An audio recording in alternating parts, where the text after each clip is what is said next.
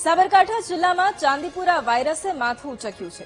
સાબરકાંઠા જિલ્લામાંથી ચાંદીપુરાના વધુ 8 શંકાસ્પદ કેસ નોંધાયા છે।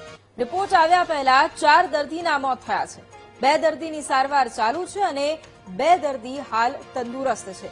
તો ફરી એક વખત ચાંદીપુરા વાયરસ કે જેના કેસ વધી રહ્યા છે અને આજ મુદ્દે સંવાદદાતા સંદીપ ફોન લાઈન પર છે। સંદીપ, સાબરકાંઠામાં ચાંદીપુરાના વધુ 8 જેટલા શંકાસ્પદ કેસ નોંધાયા છે। અત્યારે શું સ્થિતિ?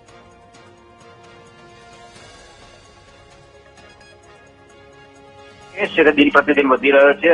અત્યારે 9 કેસ અત્યારે શંકાસ્પદ આવ્યા છે, જેમાં એક બાળકીનો પોઝિટિવ કેસ આવ્યો છે જેનું મોત નીપજ્યું છે। અત્યાર સુધીમાં કુલ 5 બાળકીઓના મોત નીપજ્યા છે। 2 બાળકીઓ તંદુરસ્ત છે અને 2 બાળકીઓ હાલ સારવાર હેઠળ છે। એટલે કે સાબરકાંઠા જિલ્લાના આજુબાજુના વિસ્તારની અંદર બનાસકાંઠા હોય કે અરવલ્લી હોય કે પંચમહાલ હોય અને રાજસ્થાનમાંથી પહેલી બાળકીનું જો મોત થયું છે, ત્યારબાદ અન્ય બાળકીઓના શંકાસ્પદ હાલતમાં સિવિલ હોસ્પિટલમાં લાવવામાં આવે છે। વધુ એક અરવલ્લી જિલ્લાના બાયડમાંથી શંકાસ્પદ હાલતમાંથી બાળકીને લાવવામાં આવે છે, જે ચાંદીપુરમનો કેસના લક્ષણો જોવા મળી રહ્યા છે। હાલ સમગ્ર મામલે આરોગ્યની ટીમ છે તે કાર્યરત કરવામાં આવી છે અને પોસેના વિસ્તારની અંદર ફોગિંગ અને માખીઓના જે જીવાત છે તેને મારવાની અને જે ફોગિંગ કરવાની કાર્યવાહી હાથ ધરવામાં આવી છે। હાલ સાબરકાંઠા અને અન્ય જિલ્લાઓમાં પણ આરોગ્યની ટીમ સતત બની છે અને સમગ્ર મામલે તપાસ હાથ ધરી છે। જી વૈભવી। બિલકુલ, આભાર સંદીપ તમામ જાણકારી માટે।